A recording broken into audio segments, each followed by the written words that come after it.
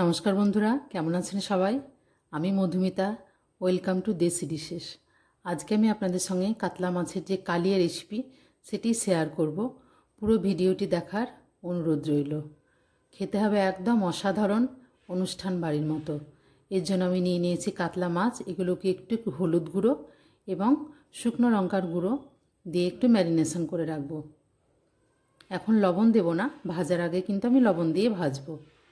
দেখুন তেলটা গরম হয়ে গেছে। এখন আমি লবণ দিয়ে এগুলোকে ভেজে নেব। আগে থেকে লবণ মাখিয়ে রাখলে মাছটা একটু নরম হয়ে যায়। ভাজার আগে লবণটা দিলে মাছটা খুব শক্তভাবে ভাজা হয়। মাছগুলো আমি তেলে ভেজে নেব।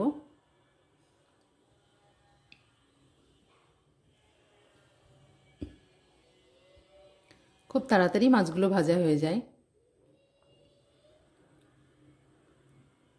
ভেজে তুলে নিয়েছি।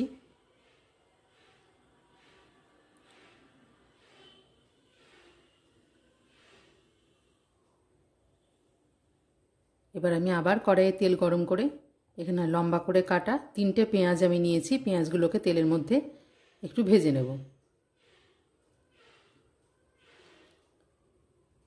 খুব বেশি লাল করার দরকার নেই। পেঁয়াজগুলোকে একটু সরিয়ে নিয়ে এখানে দিয়ে দিলাম আমি 3 থেকে 4 চামচ কিশমিশ। কিশমিশগুলোও একটু হালকা করে ভেজে নেব। পেঁয়াজ এবং কিশমিশ এগুলোকে আমি তুলে রেখে দেব। এদিকে একটা বাটির মধ্যে আমি পেস্ট তৈরি করে নেব। নিয়েছি 2 চামচ আদা রসুন বাটা, 1 চামচ ধনে গুঁড়ো, হাফ চামচ red chilli powder, Kashmiri red chilli powder, এখানে 1 চামচ নিয়েছি আমি জিরের গুঁড়ো। একটু জল দিয়ে একটা ভালোভাবে পেস্ট তৈরি করে নেব।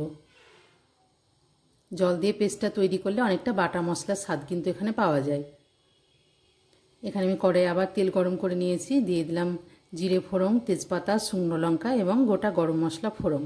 ফোড়নটা একটু ভাজা ভাজা হলে, গন্ধ বেরিয়ে এলে আমি এখানে দিয়ে দিলাম তেলের মধ্যেই হলুদ গুঁড়ো। তেলের মধ্যে হলুদ গুঁড়ো দিলে রঙটা কিন্তু খুব সুন্দর আসে। এবার দিয়ে দিলাম বাটির মধ্যে যে আমি পেস্টটা গুলে রেখেছিলাম সমস্ত মশলার, সেটা। আঁচটা কিন্তু একদম কমিয়ে রেখে মশলা থেকে যেন তেলটা বেরিয়ে যায় ততক্ষণ পর্যন্ত অপেক্ষা করতে হবে।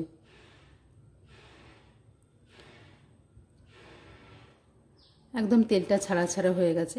এদিকে আমি একটি মিক্সির মধ্যে যে পেঁয়াজ এবং কিশমিশটা ভেজে রেখেছিলাম তার মধ্যে একটা টমেটো দিয়ে ভালোভাবে পেস্ট করে নিয়েছি।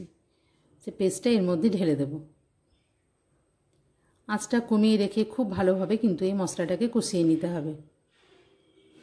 দিয়ে দিচ্ছি পরিমাণ মতো লবণ এবং খুব অল্প পরিমাণে একটু চিনি।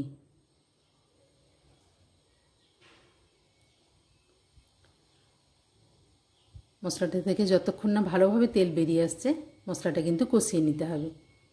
দিয়ে দিলাম 2 থেকে 3 চামচ মতো ফেটানো টক দই। টক দইটা দিয়েও কিন্তু খুব ভালোভাবে কষিয়ে নিতে হবে। একটু ঢাকা দিয়ে দেবো। আঁচটাকে একদম সিম করে রাখতে হবে এই সময়। আঁচটাকে সিমে রেখে খুব ভালোভাবে মশলাটা কষিয়ে নিতে হবে। যত সময় ধরে মশলাটা কষানো যাবে তত কিন্তু এই স্বাদটাও বেড়ে যাবে আর মশলা থেকে তেলটাও কিন্তু খুব সুন্দরভাবে বেরিয়ে আসবে।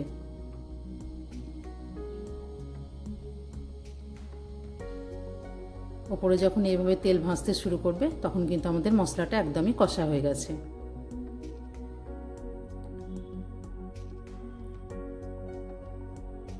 এখানে আমি দিয়ে দেব পরিমাণ মতো জল।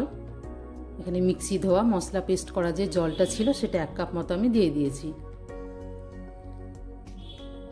একটু ফুটে উঠলেই দিয়ে দিতে হবে মাছের পিসগুলো।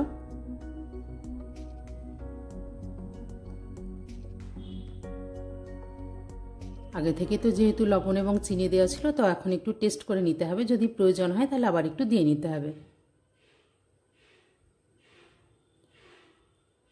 এগুলো দেওয়ার পর আঁচটা কমিয়ে নিয়ে একদম সিমে এটা রেখে দিতে হবে। আমার এই রেসিপিটি যদি ভালো লাগে আমার চ্যানেলটিকে সাবস্ক্রাইব করবেন, লাইক, শেয়ার, কমেন্ট করবেন এবং বেল বাটনটি প্রেস করে আমার পাশে থাকবেন। ওপর থেকে নামাবার আগে একটু ঘি, গরম মশলা আমি দিয়ে দেব এবং ধনেপাতা কুচি ছড়িয়ে কিন্তু আমি এই রান্নাটি পরিবেশন করব।